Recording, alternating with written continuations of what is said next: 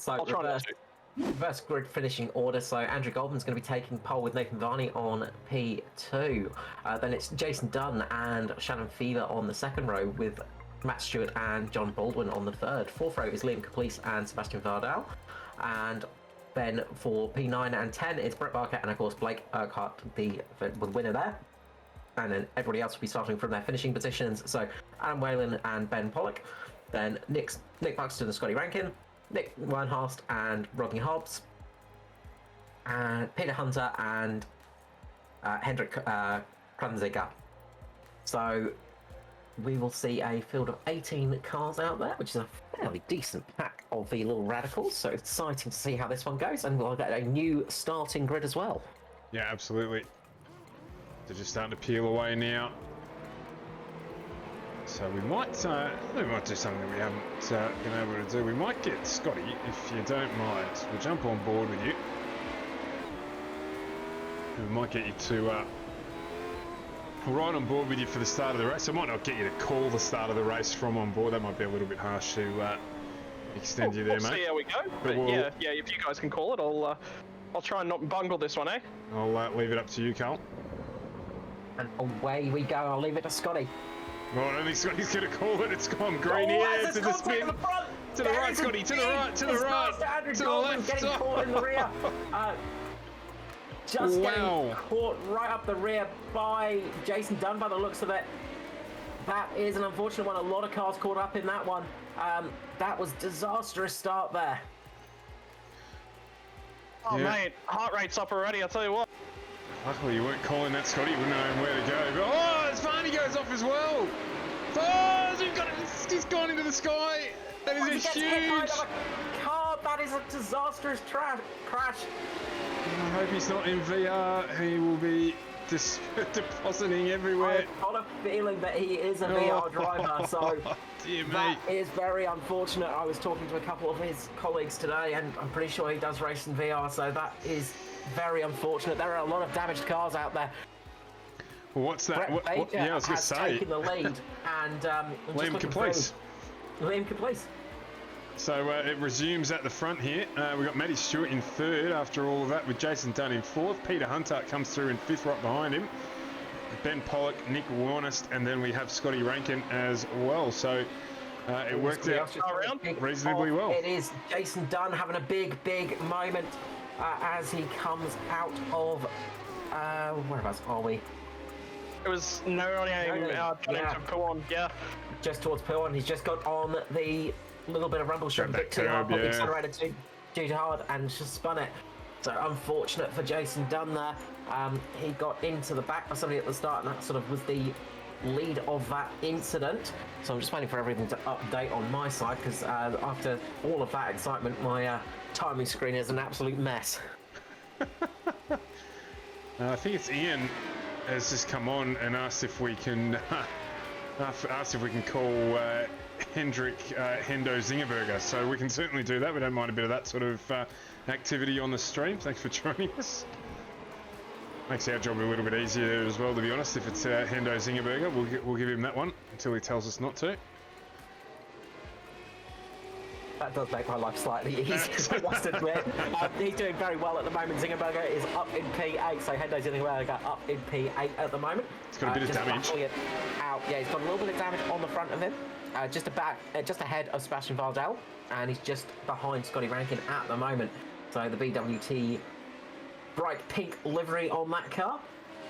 Very much reminder of the old days of the Force India, of course, before it was rebranded. But up the front, we've got a big move going for P1. It's Liam Caplice on Brett Baker. They are back at it. Caplice is side by side. He's got the inside line here as they come up towards Lecombe. And Caplice is a little bit later on the brakes. Gets that move done nice and early. Yeah, he's done well there to get through. Nice, easy move for him in the end. Plenty of room given by Brett Barker. And Scotty Rankin making a move as Sebastian Vardell just gets sideways behind him. Contact there. Sebastian Vardell just taking a little bit too much speed into the corner. Gets into the 86 of Ben Pollock, unfortunately. Ben Pollock just really the innocent passenger in that one. Gets absolutely caught out with that one. So looking backwards off the right-hand front guard of Scotty Rankin just to have a look behind him at Nick Warnest. We're trying to get that position. It looks very good, actually, Scotty. Very good indeed. Can you tell? Oh, I've got the dark visor on. Sorry, I should have thought about that. The only issue there is that piece of your car that's hanging off. But other than that, that's what I was wondering. Very good. Is it damaged, and how badly is it damaged? No, not at all, mate. It is looking pristine. We'll leave you to it. Because I've had two separate 4Xs just from cars trying to fire in very close. So she's a little bit of door banging this time, but I don't half mind that. No, that reminds you of your NASCAR days. So it looks like Peter Hunter here is trying to make a move on Matt Stewart for P3. These two nose to tail. To head down towards the bus stop. Somebody going to be brave. They are indeed. Peter Hunter chucks it up the inside there. It looks like he's going to get the move done. He's got to get back across to defend, and he does. Closes that one out, moves himself up into P3. 14 positions gained for Peter Hunter. What a great start for him. Good run so far. Liam Caplice out in front. Makes a mistake going into first corner, into La Source. Gets it round a little bit. This is going to give Brett Baker the chance to make a run. They're going to be side by side once again, going down to Eau Rouge. But Brett Baker just managed to slide it in front this time with Liam Caplice. Liam Caplice is going to follow up through the twisty section over the top of Radion and onto the Kemble Straight. Not a bad position for Liam Caplice to be. He's going to get a nice tow right here.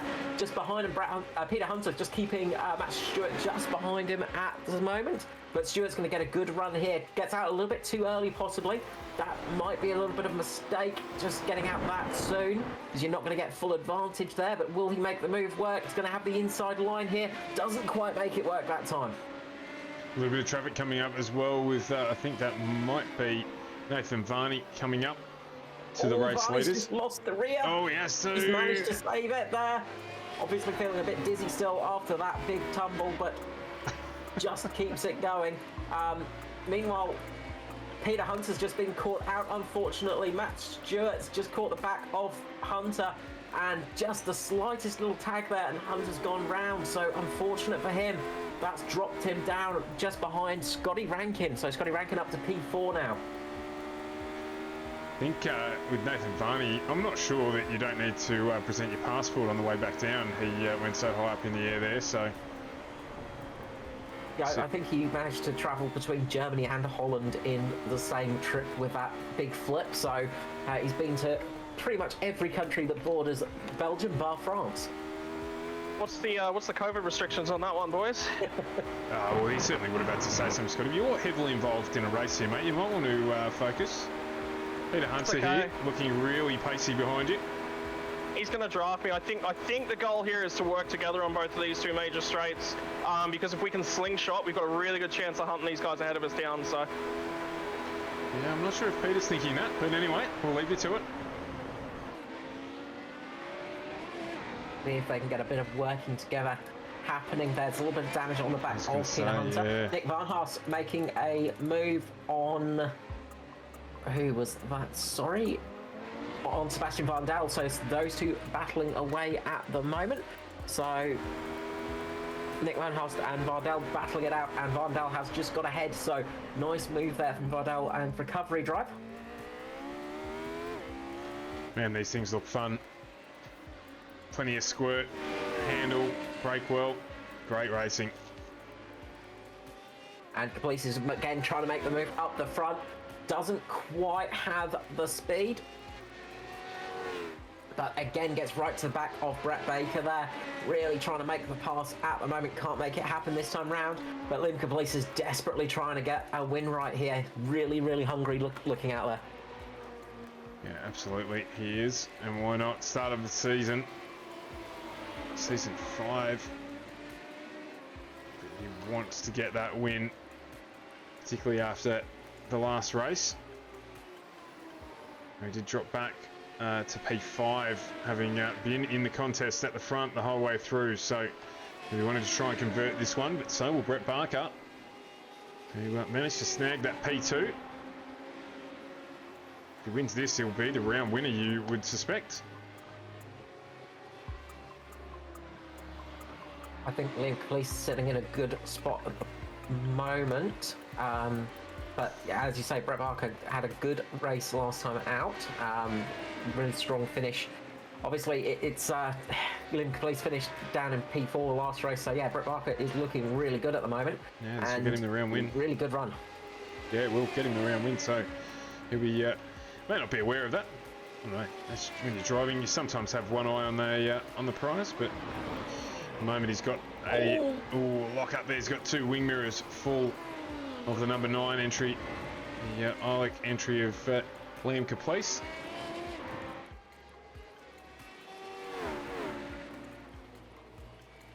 We've got probably 3 laps to go here, including this one. So he's got a bit of time yet to get it done. Yeah, it's going to be a tight race up the front, and the battle's still going on behind them as well, with Peter Hunter and Scotty Rankin as well. And those two are getting very close at the end of the lap, getting very close to each other. And Scotty Rankin just getting a little bit tight on the grass last time round as they're getting into the bus stop. Managed to pull it up though, but very, very close. Meanwhile, up front, Liam Caplice is trying to make the move for P1. Again, can't quite make it down towards Lecombe. Can't quite make the move into that corner. Brett Baker is doing a fantastic job of defending at the moment. Matt Stewart sitting there just in 3rd position. Can't really close up on those guys ahead of him, but has got a nice big gap behind him to Peter Hunter and Scotty Rankin, battling it out for P4, P5. Sebastian Vardell is doing a good job of trying to catch up, but has got a lot of time to make up to try and get close to this battle. About 6 or so seconds between himself and Scotty Rankin. Nick Van Hulst in 7th, Blake Urquhart in 8th, 9th is Adam Balin, and Shannon Fever in P10 at the moment.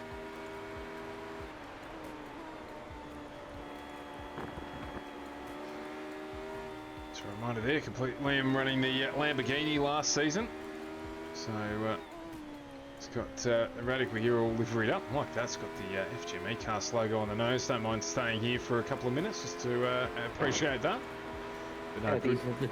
The new FGM eCast Radical, of course. Absolutely. But no, good pictures here again. You can just appreciate how fast this feels.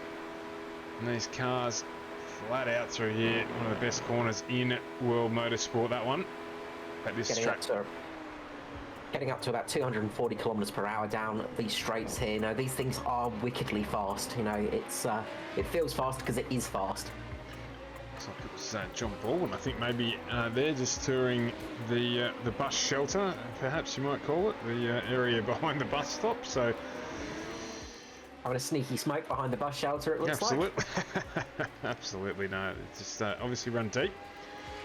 Scotty Rankin has managed to make the pass on Peter Hunter.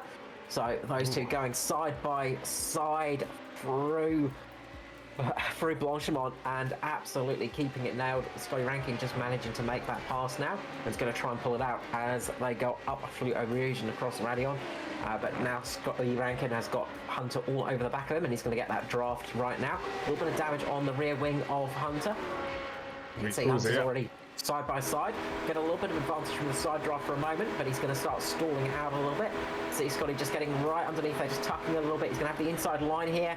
Brakes a little bit later, and Peter Hunter's going to get that position. And look at how close they're getting. Scotty Rankin really trying to get caught up on the curb. He manages to save it though somehow. Scotty Rankin just saves it there by the skin of his teeth. That is not on. That's 3 braking zones that he's forced me onto the grass. That's not on, lads.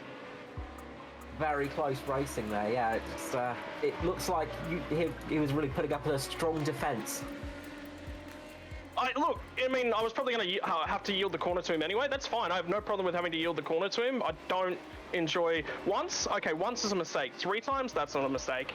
Is my thoughts on that one. But that's what we have a protest system for, and that's what I'll be going through and utilising the most of. And that's what we want to get out of AUSPASS as well. Is that, look, at the end of the day, PASS2 especially isn't for the drivers that have qualified into PASS1. So, you know, there is going to be a little bit of learning process, and this is wildcard week. So, you know, mistakes are going to be made, and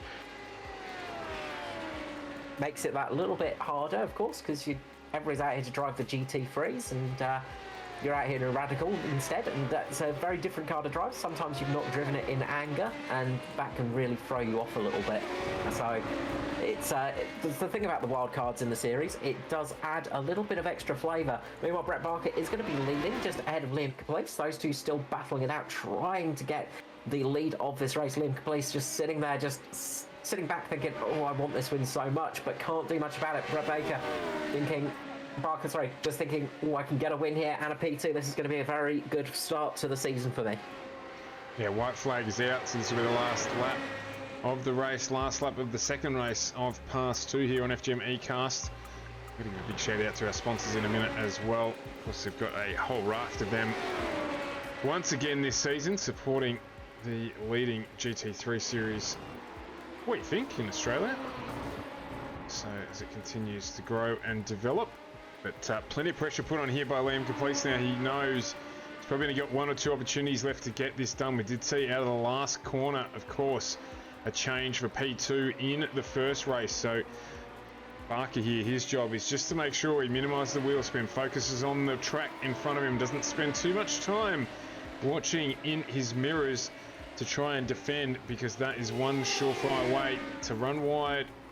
Just miss your brake marker enough that you open the gate. He's been quick enough so far this race to keep in front of Liam Caplice. That's all he needs to do. He's got half a lap to go here. A little under half a lap to go here as we start to head down towards the back straight of this famous circuit. Got to figure, Carl, I reckon if he holds him out into the run into the bus stop, he's probably going to get the job done if he can get the drive out of the final corner. Caplice is looking pacey. Look at Caplice just taking the extra bit of road through that last section, just trying to get a little bit more straight line speed. Caplice is going to make a bit of a dive into the bus stop here. You can see it coming. Caplice is right on the back here. He's got that nice slipstream. Thinking about it, where does he want to go? Which side is he going to try and go? Barker's held the inside line, but that's going to turn to the outside line. They're going to be side by side as they come out the corner. Little bit of wheel spin there. They've both gone around. Liam Caplice makes contact, catches Barker, and he's going to slow down to allow him past. Well done, Very Liam Caplice. Sportsmanlike behaviour there. That is a sportsmanlike move there, and very well done. Well done, Liam Caplice. Matt Stewart's going to come home in P3 with Peter Hunter in P4. Scotty Rankin will come home P5, and Sebastian Vardell will come home a strong P6 with race 1 winner Blake Urquhart behind him. So those teammates keeping very close to each other once again. Good result for those guys, and they've had a fairly decent race. Obviously got caught up a little bit in some of the early melee, but a good first race there. Nick Van Haas coming home in 8th, and it should be Shannon Fever towards 9th. So just going through the final chicane now, and you'll see that blue and orange car, that very pretty looking car, coming out of the corner right now to cross the line. And teammate Adam Valen just behind him. What a finish from them there. That was fantastic. Not sure who it is. Smith Racing XL 92. Gutted he's working tonight. Would have loved to have a run in this. Well, absolutely. So